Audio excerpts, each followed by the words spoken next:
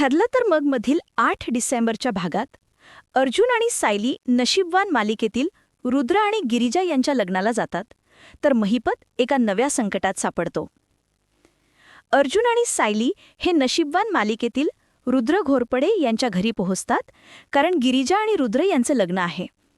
तिथे गेल्यावर रुद्र आणि अर्जुन यांची गळाभेट होते.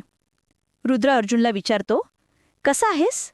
त्यावर अर्जुन उत्साहाने उत्तरतो, मस्त, तू कसा आहेस? दुसरीकडे महिपत हा आता नागेश्वरच्या घरात वेश बदलून लपून बसलेला आहे.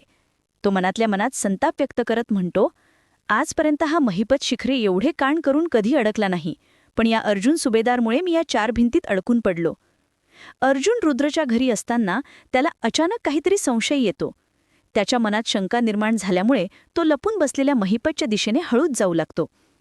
शेवटी घोरपड्यांच्या घरी अर्जुन आणि सायली एका सुरेख गाण्यावर एकत्र रोमॅन्टिक डान्स करतात. त्यांच्यातील केमिस्ट्री पुन्हा एकदा प्रेक्षकांना पाहायला मिळते. येथेच हा प्रोमो समाप्त होतो. पुढील भागाच्या अपडेटसाठी जोडलेले रहा. भेटूया पुढील भागात. तोपर्यंत नमस्कार.